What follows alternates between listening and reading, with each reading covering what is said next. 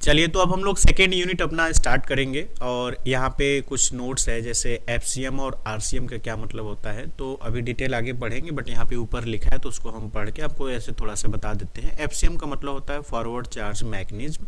It means generally goods क्या होता है कि जब हम किसी को सोल्ड करते हैं तो उसके में जीएसटी शिफ्ट कर देते हैं, फिर वो किसी और को सोल्ड करता है तो वो किसी और को शिफ्ट कर देता है। तो इस तरीके से फॉरवर्ड चार्ज मैकेनिज्म उसको हम लोग बोलते हैं। आरसीएम का मतलब क्या होता है कि जैसे आप जो वीडियो देख रहे हैं, अगर हम आपको गुड्स बेचें और उसमें सपोज करते हैं कि हमने गुड्स बेचा, उसमें कॉस्ट था हमारे गुड्स का 100 रुपये और 10 रुपये प्रॉफिट था और 10 रुपये टैक्स था, टोटल कितना हो गया 120 रुपये। ठीक है, तो आप बोलते हो कि सर आप ये जो टैक्स वाला पैसा ना इसको मत चार्ज करिए, आप हमें बस 110 का ही दे दीजिए। ठीक है, हमारे पास रजिस्ट्रेशन है, हम ऑलरेडी गुड्स को उस पर जो भी जीएसटी होगा गवर्नमेंट को पूरा पेड करेंगे। अब आप क्या करते हो कि किसी और को बेचते हो तो उससे अपना प्रॉफिट कॉस्ट रख लिए, जीएसटी करेक्ट किए 12 रुपये, तो अब क्या करोगे, आप 12 का 12 रुपये पूरा गवर्नमेंट को पेड करोगे। ठीक है ना, तो इसको हम लोग बोलते हैं FCM, sorry RCM, reverse charge mechanism. और एफसीएम में क्या होता है कि अब यहाँ पे 120 रुपये आप पेड करते, फिर हम 10 रुपये को गवर्नमेंट, मतलब आपके नाम से गवर्नमेंट को हम 10 रुपये पेड करते, फिर आप कस्टमर से जो 12 रुपये रिसीव करते, बस आप गवर्नमेंट को 2 रुपये पेड करते, अल्टीमेटली 12 रुपये। देखो, चाहे आरसीएम का केस हो चाहे एफसीएम का केस हो, जीएसटी का बर्डन आपको उतना पूरा ही आएगा। अगर आरसीएम का केस होगा तो यहाँ आपका गुड्स 110 रुपये का पड़ेगा और गवर्नमेंट को पूरा का पूरा आपको 12 रुपये टैक्स पेड करना पड़ेगा। ठीक है, और अगर एफसीएम का होगा तो गुड्स पड़ेगा 120 का, बस आपको टैक्स बस देना पड़ेगा 2 रुपये, तो अल्टीमेटली देखोगे तो आएगा वही। ठीक है, चलिए सेकेंड यूनिट आपका है time of supply in GST. ठीक है, time of supply, place of supply है ना, पॉइंट ऑफ सप्लाई, अलग अलग चीज़ें इसमें हम लोग पढ़ेंगे। तो टाइम ऑफ सप्लाई का मतलब ये होता है कि वह एक्चुअल टाइम जब हम मान लेंगे कि जीएसटी मतलब टैक्सेबल हो गया, मतलब वह एक्चुअल इवेंट जब माना जाएगा कि जीएसटी चार्ज कर लिया जाएगा ना। जैसे गुड्स आपके पास है, आप जैसे होता है ना कि कोई कस्टमर आपके पास है, बस गुड्स के बारे में पूछने लगा, क्या हम जीएसटी उसे चार्ज कर लेंगे क्या, नहीं। ठीक है ना, तो अब इसमें टाइम ऑफ सप्लाई का मतलब क्या होता है कि कब मान लिया जाएगा कि गुड्स आपने उसको दे दिया और जीएसटी आपके ऊपर लग जाएगा, उसको हम लोग बोलेंगे टाइम ऑफ सप्लाई। ठीक है, पॉइंट ऑफ सप्लाई मतलब इसमें भी टाइम का ही एक फॉर्म होता है कि मतलब एक्चुअल में वह टाइम जिस पे हम टैक्सेबल मानेंगे।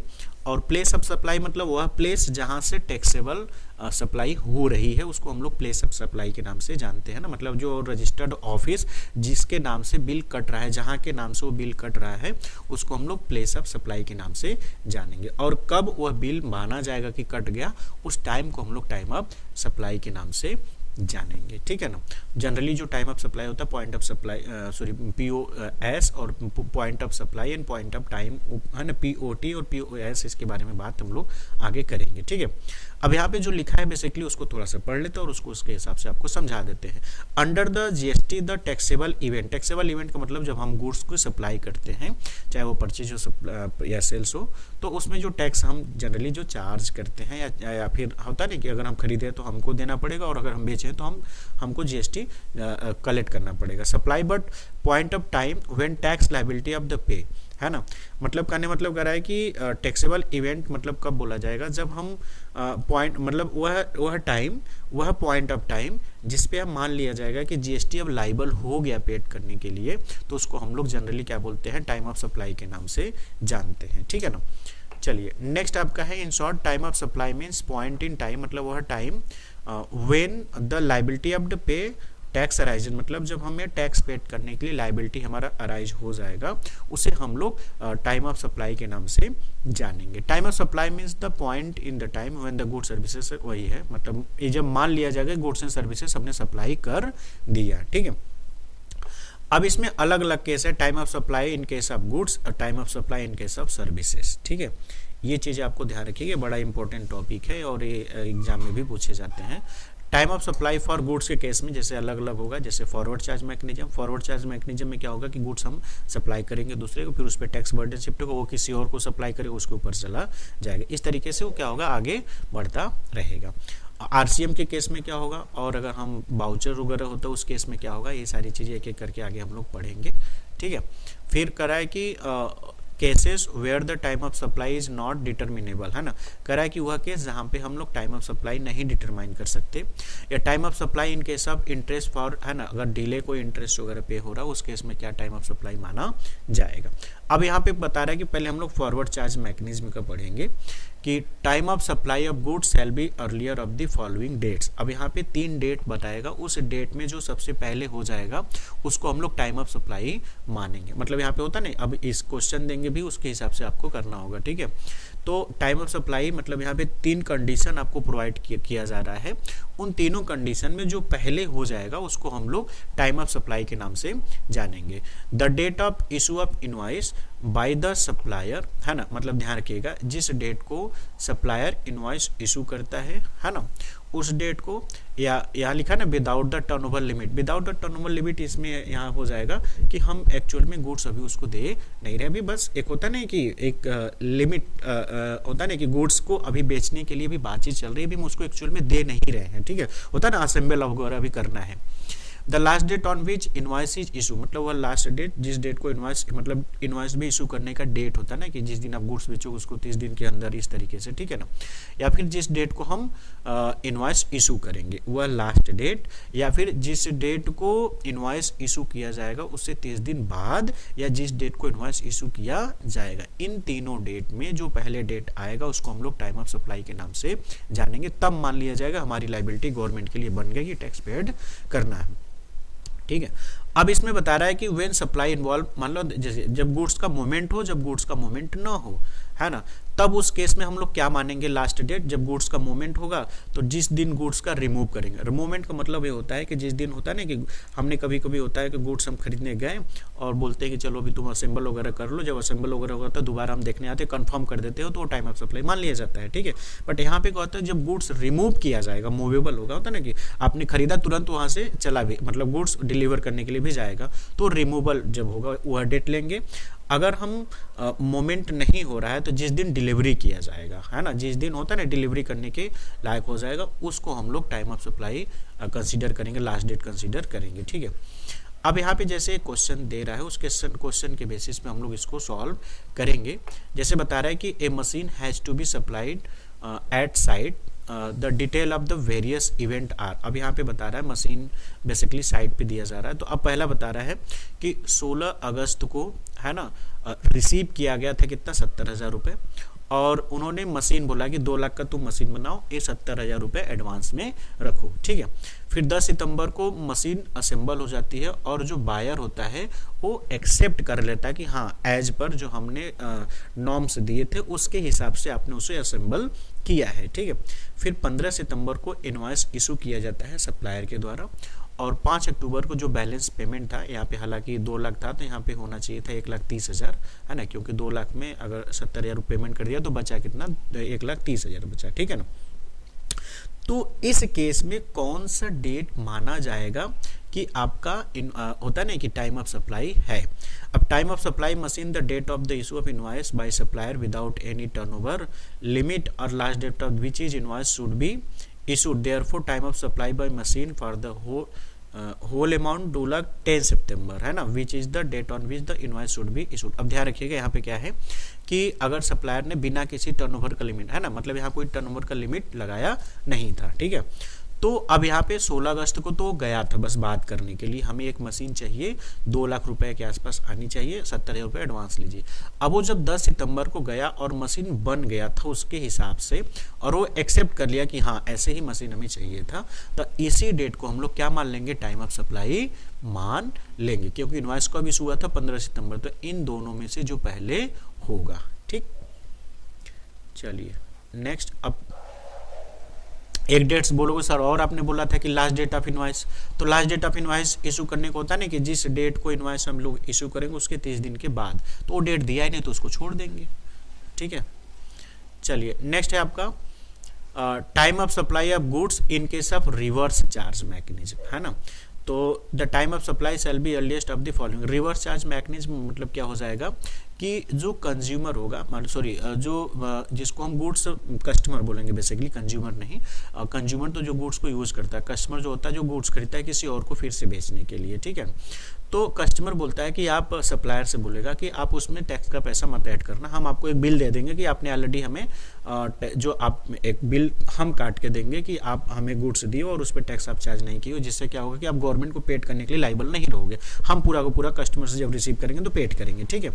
तो उस केस में क्या लेते हैं हम लोग कि the date of receipt of goods, मतलब जिस डेट को हम गुड्स को रिसिप्ट करेंगे, या the date of payment entered in the books of the account of the receipt, मतलब जिस डेट को रिसिपिएंट के अकाउंट में बुक की एंट्री होगी, या जिस डेट को हमने गुड्स रिसीव किया, मतलब कौन जो गुड्स खरीद रहा है, जो जिस डेट को गुड्स रिसीव करेगा, बिकॉज आरसीएम के केस कब लगेगा, रिवर्स चार्ज मैकेनिज्म कब अप्लाई होगा, जो गुड्स खरीदता है उसके केस में। तो मतलब जो गुड्स जिस रिसीव करेंगे, या फिर जिस दिन वह बुक्स ऑफ अकाउंट में अपने मेंटेन करेगा, या the date of immediately follow 30 days from the date of issue, मतलब जिस डेट को इनवॉइस इशू किया जाता है उसके 30 दिन के 30 लास्ट जो 30 डेट होगा, इन तीनों डेट में जो पहले आएगा उसको हम लोग क्या मानेंगे, टाइम ऑफ सप्लाई के नाम से जानेंगे। अब यहाँ पे एक क्वेश्चन दिया रहा है, उसके बेसिस पे आपको आंसर देना है कि determine the time of supply in the following cases. पहला है कि 10 जून को सप्लायर ने invoice goods taxable reverse charge mechanism basis पे हर्ष ट्रेडर को 31st day from the date of the invoice will be, है ना, मतलब वो यहाँ पे बता रहा है कि इनवॉइस उसका क्या होगा 1 जुलाई, ठीक है। तो अब इस तरीके से यहाँ पे बता रहा है कि क्या लिखा है, 31st day from the date of invoice will be first, मतलब ये इनवॉइस का लास्ट डेट बता रहा है कि क्या हो जाएगा 10 जून से 30 दिन के बाद, 10 जून से 30 दिन क्या होगा, 10 जुलाई होगा, तो 31वां दिन क्या होगा, मतलब 11th, है ना, 11th लिखा है ना, 11th होना चाहिए, 11th जुलाई, ठीक है। तो 10 जून से 30 दिन के बाद 10 जुलाई होता है, ठीक है, और ये उसके नेक्स्ट डे तो लास्ट डेट क्या हो जाएगा 11 जुलाई, ठीक है। अब आगे बता रहा है कि मतलब यहाँ पे इन्होंने मतलब एक तरीके से क्वेश्चन दे दिया कि 10 जून को इनवॉइस इशू किया गया, तो इसका लास्ट डेट क्या हो जाएगा 11 जुलाई, बस ये समझिए। फिर 18 जून को गुड्स क्या होता है, हर्ष ट्रेडर को रिसीव हो जाता है, और हर्ष ट्रेडर 27 जून को उसका पेमेंट कर देता है। In the given case of time of supply is 80। अब इसमें बता रहा है कि इस केस में आपको बताना है कि कौन सा टाइम ऑफ सप्लाई होगा।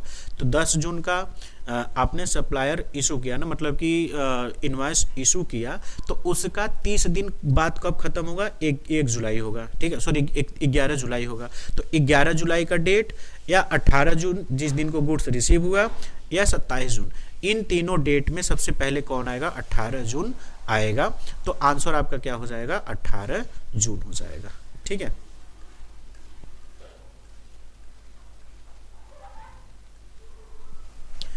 चलिए नेक्स्ट है आपका time of supply goods by voucher, है ना। अब इसके केस में करा कि अगर वाउचर इशू किया गया उस केस में क्या हो जाएगा, if the supply is identifiable at the point of time at the which voucher is, मतलब होता ना कि अगर हम पहले ही आइडेंटिफाई कर ले तब जिस डेट को हम इशू करेंगे वाउचर वह डेट लेंगे, ठीक।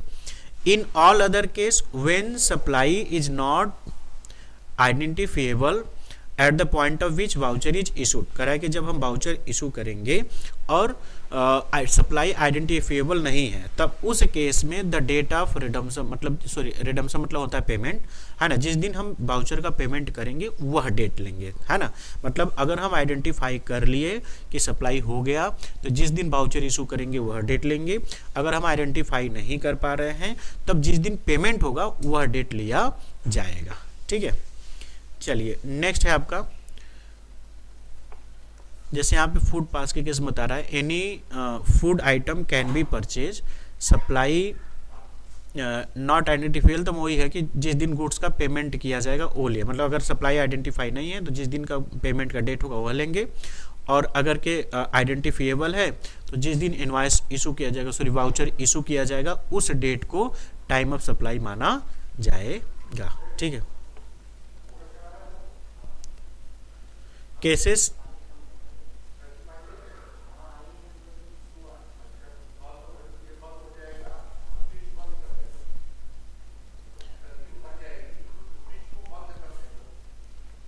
Cases where the time of supply of goods not determinable. अब करा हुआ केस जब हम मान लेंगे कि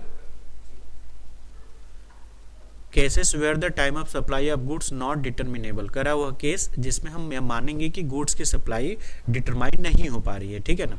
in case where a periodical return has to be filed, time of supply will be return file date, मतलब यहाँ पे ये बता रहा है कि अब हमें टाइम नहीं पता चल पा रहा ना कि सप्लाई ऑफ गुड्स कब का है कैसे है, और हमें पीरियडिकली है ना मंथली या क्वार्टरली हमें क्या करना पड़ रहा है, रिटर्न फाइल करना पड़ रहा है, ठीक है ना। तो अब हम क्या करेंगे कि जिस डेट को हम रिटर्न फाइल करेंगे उस डेट को हम लोग कंसीडर करेंगे, ठीक, मतलब जो लास्ट डेट होगा। In other cases date of which other tax is, मतलब अदर केस में अगर हम रिटर्न फाइल कर, होता है ना रिटर्न हमने फाइल कर दिया, एक रिटर्न का फाइल होता है ना, अगर आप क्वार्टरली करो या मंथली करो ईयरली करो, तो आप क्वार्टरली फाइल करो लेकिन आपका आइडेंटिफाई नहीं हो पा रहा, तो आप एक एक्सपेक्टेड मान के आप रिटर्न फाइल कर दोगे, फिर जिस डेट को रिटर्न फाइल करोगे वही डेट आपका सप्लाई मान लिया जाएगा। अदर केस में जिस डेट का आपको पेमेंट मिलेगा या करोगे उस डेट को वो माना जाएगा, ठीक है। नेक्स्ट आपका time of supply of goods in case of interest for delay in payment. अब इस केस में क्या होगा कि इंटरेस्ट अगर के डिले हो रहा है उस केस में क्या माना जाएगा, तो इंटरेस्ट, लेट फीस और penalty for delay payment any consideration shall be date on which the supplier received such addition in value, date of which supplier received such amount। अब देखिए इसमें क्या बोल रहा है कि जिस दिन लेट फीस डिले फी वो मिलेगा वह डेट, या सप्लायर जो एक्चुअल में अमाउंट रिसीव करेगा, है ना, मतलब कह रहा है कि डिले करने के बाद आप कितना टाइम लोगे वह टाइम, या फिर जिस डेट को एक्चुअल में सप्लायर को रिसीव होगा, उन दोनों डेट में जो पहले डेट आएगा उसको हम लोग टाइम ऑफ सप्लाई मान लेंगे, ठीक है ना। चलिए नेक्स्ट आपका प्लेस ऑफ सप्लाई क्या होता है। प्लेस ऑफ सप्लाई का मतलब होता है कि वह प्लेस जहां से माना जाएगा कि गुड्स डिलीवर किया जा रहा है उसको हम लोग प्लेस ऑफ सप्लाई के नाम से जानेंगे, ठीक है। Is required for determining the right tax to be charge on the invoice whether IGST और C और SGST विल बी अप्लाई। मतलब वही कह रहा है कि विद इन स्टेट है कि इंटर स्टेट है, कैसे पता चलेगा, तो एक जनरली एक प्लेस उसमें मेंशन किया जाता है कि इस प्लेस से हम गुड्स की सप्लाई कर रहे हैं। अब सपोज करते हैं कि किसी का बिजनेस वाराणसी में है ना, और बट उसका हेड ऑफिस जौनपुर से है, तो सब कुछ क्या माना जाएगा कि जौनपुर से सप्लाई हो रहा है, ठीक है ना। क्या जी, तो प्लेस ऑफ सप्लाई क्या माना जाएगा कि जिस डेट, मतलब प्लेस ऑफ सप्लाई का मतलब क्या होता है कि प्लेस ऑफ सप्लाई वह प्लेस कंसीडर किया जाता है कि जहां से हम मानते हैं कि गुड्स डिलीवर या सप्लाई या मूवमेंट होता है, ठीक है ना। अब होता नहीं, जैसे हमने आपको एग्जांपल दिया कि अगर वो वाराणसी का है बट उसका मेन जो ब्रांचेज हेड ऑफिस है उन्होंने रजिस्टर करा रखा है जौनपुर से, तो उसका प्लेस ऑफ सप्लाई जौनपुर माना जाएगा। मतलब जहां से बाउचर कटेगा, जहां पे बाउचर का टाइम मेंशन होगा, डेट मेंशन होगा, प्लेस मेंशन होगा, उसको हम लोग प्लेस ऑफ सप्लाई मानेंगे। अब वहां से अगर दूसरे स्टेट में जाता है तो IGST लगेगा, विद इन होगा तो CGST और SGST अप्लाई होगा, ठीक है। अब वैल्यू ऑफ सप्लाई का मतलब क्या होता है। वैल्यू ऑफ सप्लाई का मतलब होता है कि वह टोटल अमाउंट जो हम मतलब होता है ना कितने रुपए का हम सप्लाई किए, कितने रुपए का गुड्स या सर्विसेज मैंने दिया किसी को, तो वो होता है वैल्यू ऑफ सप्लाई। मतलब वह टोटल अमाउंट, वह टैक्सेबल अमाउंट जिस पे हम टैक्स चार्ज करेंगे, है ना, मतलब एक तरीके से जो टोटल सेल प्राइस होता है उसको हम लोग वैल्यू ऑफ सप्लाई के नाम से जानते हैं, ठीक है। अब यहाँ पे बता रहा है कि टाइम ऑफ सप्लाई अगर सर्विस के केस में तो होगा तो क्या होगा, तो सर्विस के केस में क्या होगा, तो यहाँ पे बता रहा है कि time of supply of services earliest, मतलब यहाँ पे कुछ डेट बता रहा है, उस डेट से जो पहले आएगा, है ना, उसको हम लोग टाइम ऑफ सप्लाई मान लेंगे सर्विस के केस में, ठीक है। जैसे जिस डेट को हम इनवॉइस इशू करेंगे वह डेट, है ना, होता है ना, इनवॉइस हम पहले इशू कर दे बाद में इशू कर दे, या फिर जिस डेट को एडवांस पेमेंट रिसीव करेगा, या जो प्रोविजन सर्विस में होगा ना, इट इनवॉइस मतलब होता है ना, इनवॉइस अगर इशू नहीं करोगे तो जो रूल्स है ना 30 दिन के बाद अप्लाई होता है ना, मतलब 30 दिन, जैसे आपने 20 जनवरी को इनवॉइस इशू किया तो लास्ट डेट क्या हो जाएगा उसके 30 दिन के बाद, है ना, तो 30 दिन के बाद क्या हो जाएगा 21 फरवरी हो जाएगा, ठीक। तो इस तरीके से आपको क्या करना है कि ना, अगर सर्विस के केस में प्रोविजन अप्लाई होगा या गुड्स के केस होगा तो उसका प्रोविजन होता है ना कि अगर इसमें डेट नहीं पता चल रहा है तो हम यह मानेंगे कि जिस दिन आपने इनवॉइस इशू किया है, ठीक है, तो उसके 31 दिन में, मतलब 30 दिन के बाद जो 31st डे होगा उस डेट को हम लोग कंसीडर करेंगे, प्लस जिस डेट को आपने इनवॉइस इशू किया या फिर आपको पेमेंट रिसीव, तीनों डेट में से जो पहले डेट आएगा वह टाइम ऑफ सप्लाई मान लिया जाएगा। किसके केस में, सर्विस के केस में, ठीक है। जैसे आप एक एग्जाम्पल देते हैं आपको कि हमने इनवॉइस इशू किया, जैसे होता है ना 20 जनवरी को हमने इनवॉइस इशू किया, तो इसका लास्ट डेट क्या होगा, लास्ट डेट क्या होगा, 20 जनवरी को होगा, तो लास्ट डेट होगा 21 फरवरी, ठीक है ना। तो अब होता ना कि इनवॉइस इशू करना था 20 जनवरी को, और गुड्स आगे पीछे हम दे सकते हैं, इनवॉइस इशू करने से पहले भी दे सकते हैं, बाद भी दे सकते हैं। फिर उनको एडवांस रिसीव हुआ सपोज करते हैं 25 जनवरी को, ठीक है। तो इसका 31 दिन कब खत्म होगा, 21 फरवरी को। तो 21 फरवरी और 25 जनवरी में दोनों डेट पहले कौन आएगा, 25 जनवरी। तो आंसर क्या हो जाएगा, 25 जनवरी, ठीक है। अब यहाँ पे अभी एग्जाम्पल लिख दे रहा है, उसको आप समझ लीजिएगा। जैसे मिस्टर एक्स ने प्रोवाइड किया सर्विसेज कितना, 20,000 का बी को 1 जनवरी को। इनवॉइस इशू किया गया 20 जनवरी को। The payment for the same, मतलब उसी दिन पेमेंट रिसीव भी हो गया, ठीक है ना। पेमेंट फॉर द सेम, अच्छा सॉरी 1 फरवरी को पेमेंट रिसीव हो रहा है, ठीक। तो अब ये ध्यान रखिएगा कि 1 जनवरी को उन्होंने क्या किया, सर्विस दिया, है ना। पहले तो जिस डेट को गुड्स डिलीवर किया 1 जनवरी, ठीक है। इनवॉइस कब इशू हो रहा है आपका, 20 जनवरी को। पेमेंट कब रिसीव हो रहा है, 1 फरवरी को। तो तीनों डेट में से जो पहले आएगा तो क्या लेंगे, 20 जनवरी लेंगे। इन तीनों डेट में कौन सा, 20 जनवरी। सर कहोगे कि पीछे आपने एक बताया था कि 30 दिन बाद, तो 30 दिन बाद कब बोलते हैं कि जब आप गुड्स सोल्ड कर दोगे, उसका एक टाइम लिमिट देता है कि उसके 30 दिन के अंदर आपको इनवॉइस इशू करना पड़ेगा, ठीक है ना। तो उस डेट को लेते हैं, ध्यान रखिएगा। अब आगे बता रहा है place of supply. Place of supply वही चीज़ है कि जिस प्लेस से मानते हैं ना, मतलब दूसरी क्लास में फिर बताएंगे तो फिर से पढ़ लिए होंगे। तो प्लेस ऑफ सप्लाई का मतलब ये होता है बेसिकली कि वह प्लेस जहाँ से माना जाएगा कि आपने सप्लाई किया है, ठीक है। जैसे यहाँ पे कुछ यहाँ पे कंसीडर किया गया है अलग अलग पॉइंट के हिसाब से कि location of the service receiver, place of supply, nature of supply, है ना, और जीएसटी एप्लीकेबल। अब वही बता रहा है कि कब किस प्लेस से अगर क्या चीज़ें हम इशू करेंगे तो कौन सा जीएसटी लगेगा। जैसे महाराष्ट्र से मैंने गुड्स, है ना, रिसीवर कहाँ का है, महाराष्ट्र का है। सप्लाई कहाँ से किया गया, महाराष्ट्र पे। तो इंट्रा स्टेट ट्रांजेक्शन है, तो इस पर क्या लगेगा, CGST और SGST लगेगा, ठीक है। फिर रिसीवर कहाँ का है, महाराष्ट्र का है, और सप्लाई कहाँ से किया गया, केरला से, तो इंटर स्टेट लग गया, क्या लगेगा, IGST, ठीक है। फिर लोकेशन कहाँ का है, जम्मू एंड कश्मीर का, और प्लेस ऑफ सप्लाई कहाँ, यूपी है, ये भी इंटर स्टेट है, क्या लगेगा, IGST। फिर लोकेशन रिसीवर कहाँ का है, जम्मू कश्मीर का, ठीक है। प्लेस ऑफ सप्लाई कहाँ के, जम्मू एंड कश्मीर का। Union territory, with in union territory होगा ना, है ना। तो अब क्या लगेगा, CGST एंड UTGST लगेगा। मतलब इस तरीके से हम पहचान कर पाएंगे कि कहाँ से प्लेस से सप्लाई हो रहा है, तो रिसीवर कहाँ का है तो हम IGST लगाएंगे कि CGST लगाएंगे, वो हमको पता चल जाएगा, ठीक है ना। अब आगे बता रहा है कि in case of goods the place of supply is where goods, मतलब वही चीज़ कर रहा है कि जहाँ पे हम गुड्स डिलीवर करेंगे उसको हम लोग प्लेस ऑफ सप्लाई मानते, मतलब होता नहीं, सॉरी, जहाँ से गुड्स डिलीवर करेंगे, ठीक। मतलब या तो जहाँ से हम गुड्स का मूवमेंट करेंगे या तो जहाँ से ओनरशिप का ट्रांसफर होता है उसको हम लोग प्लेस ऑफ सप्लाई के नाम से जानते हैं, ठीक है। चलो ये चीज़ें तो वही है। चलो GST लाइबिलिटी, देखो इन समरी फॉर्म में सुन लो कि place of supply in simple word कि वह प्लेस जहाँ से हम मानेंगे कि GST लाइबल है।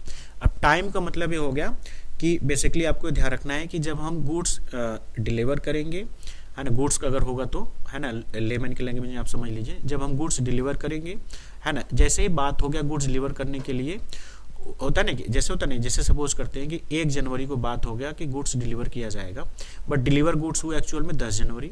फिर 1 जनवरी को गुड्स डिलीवर किया जाना था, बातचीत हो गया, तो इसका 30 दिन खत्म होगा 30 जनवरी को। उस लास्ट डेट क्या होगा इन्वॉइस करने का, 31 जनवरी। तो यह डेट कंसीडर करेंगे ना इशू करने का। अगर इसके बीच में इन्वॉइस इशू नहीं किया होगा तो, अगर इशू कर दिया तो वही डेट लेंगे, ठीक। अब GST लाइबिलिटी का मतलब क्या होता है, जितना आपका गुड्स या सर्विसेज का अमाउंट होगा उस पर जो भी रेट होगा उससे मल्टीप्लाई कर देंगे तो GST आपका पता चल जाएगा, ठीक है। अब GST होता है ना ट्रांजैक्शन वैल्यू। ट्रांजैक्शन मतलब होता वही चीज़ है कि जितना हमने गुड्स का ट्रांजैक्शन किया या सर्विसेज का ट्रांजैक्शन किया, टोटल अमाउंट को हम लोग ट्रांजैक्शन वैल्यू के नाम से जानेंगे, ठीक है ना। अगर हम गुड्स डिटरमाइन नहीं कर पाते हैं तो जब GST determine on the basis of होता है ना कि वैल्यू ऑफ सप्लाई, जो भी रूल्स रेगुलेशन है 2017 वो अप्लाई हो जाएगा कि एक एस्टिमेटेड अमाउंट आपने सप्लाई किया है उसके हिसाब से आपको टैक्स लग जाएगा, है ना। होता ना कि यहाँ पे बता रहे जब गुड्स का अमाउंट ही नहीं पता चल पा रहा है कितने रुपए का मैंने सोल्ड होल्ड किया है या फिर सप्लाई किया है, तब उस केस में अप्लाई हो जाएगा, ठीक है ना। अब यहाँ पे वही बता रहा है कि ट्रांजेक्शन वैल्यू का मतलब क्या होता है, जब प्राइस एक्चुअली पेड और the payable for the supply of goods और सर्विसेज, मतलब वह अमाउंट जो एक्चुअल में हम पेड करेंगे उसको हम लोग ट्रांजेक्शन वैल्यू, जैसे आपका जो वैल्यू ऑफ सप्लाई है ना, मतलब ट्रांजेक्शन वैल्यू या वैल्यू ऑफ सप्लाई का मतलब क्या हो जाएगा, जो सप्लाई किया गया है ना, unrelated person price is sale of the consideration for, मतलब वही चीज़ें है कि रिलेटेड पर्सन अनरिलेटेड पर्सन का मतलब क्या होता है, यहाँ पे आपको बताया गया है कि पहले तो रिलेटेड पर्सन क्या होता है, जो ओनर के फैमिली फ्रेंड रजिस्ट्रेशन में है ना। अनरिलेटेड मतलब अदर देन रिलेटेड, मतलब अनरिलेटेड मतलब जो ब्लड ग्रुप के बियॉन्ड होते हैं उसको अनरिलेटेड पर्सन बोलते हैं, ठीक है ना। अब जैसे यहाँ पे क्वेश्चन दे रहा है कि X sold 1 metric ton of the cement to the Y for 6,500, मतलब 6,500 का बेचा। Then wholesale price of the 1 metric ton ₹7,000, rate of the CGST 6%, SGST 6%, calculate the GST liability of X not related the person, है ना। तो अब यहाँ पे related person नहीं है, ठीक है। तो अगर रिलेटेड पर्सन नहीं है तो जो यहाँ पे एक्चुअल में जो उन्होंने एक्चुअल पहला प्राइस उन्होंने पेड किया था 6,500, उसी को उस पर कंसीडर किया जाएगा, ठीक है। तो अब यहाँ पे टोटल अमाउंट कितना हो जाएगा, CGST लगेगा, अब यहाँ पे दिया ना 6% CGST और 6% SGST हो जाएगा, तो 6,500 पे हम लोग बेसिकली उसमें निकाल लेंगे, ठीक है।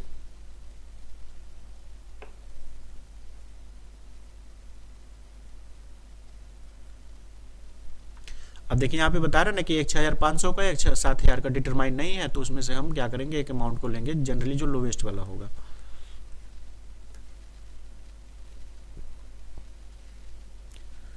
चलिए नेक्स्ट आपका है रिलेटेड पर्सन। रिलेटेड पर्सन मतलब जो ब्लड ग्रुप में आते हैं उसको हम लोग रिलेटेड पर्सन के नाम से जानते हैं। देखिए सिंपल सी बात है कि वैल्यू ऑफ सप्लाई आपको बस इतना ध्यान रखिएगा, जो उसका प्राइस होगा, है ना, ये जो सारी चीज़ें लिखा है ना, जो उसका टोटल अमाउंट होगा, है ना, उसमें अगर कोई टैक्स वाला पार्ट होगा तो पहले ऐड कर लेना, पूरा लिख लेना, लास्ट में माइनस कर देना बस। अगर जैसे होता है ना, जैसे हमने बोला कि 2,000 रुपये गुड्स है, इसमें 100 रुपये GST ऐड है, तो माइनस कर दो 1,900 हो जाएगा। अगर अलग से दिया है कि 1,900 गुड्स 100 रुपये GST, तो GST वाला पैसा छोड़ देना, तो भी अपने आप 1,900 आ जाएगा। तो ये चीज़ें हैं, तो जितना टैक्सेबल अमाउंट होगा सबको ऐड कर लेना, ठीक है ना। जो भी सारी चीज़ें हैं उसमें गुड्स का कैरी चार्जेस सब कुछ होगा वो ऐड कर लेना, फिर जितना टैक्स वाला पार्ट होगा उसमें से लास्ट में माइनस कर देना, जो अमाउंट आएगा उसको हम लोग ट्रांजेक्शन वैल्यू के नाम से या टैक्सेबल वैल्यू के नाम से जानेंगे, ठीक है। बस इतना ध्यान रखना। हाँ, अगर किसी अमाउंट में GST इंक्लूड है, जैसे अगर हम बोल दें कि 100 रुपये था या 1,000 रुपये था, इस पर 10% GST चार्ज हुआ, तो टोटल कितना लगा होगा 100 रुपये। तो 1,000 था, 1,000 प्लस 100 रुपये अगर हम ऐड करेंगे तो टोटल हो जाएगा 1,100 रुपये।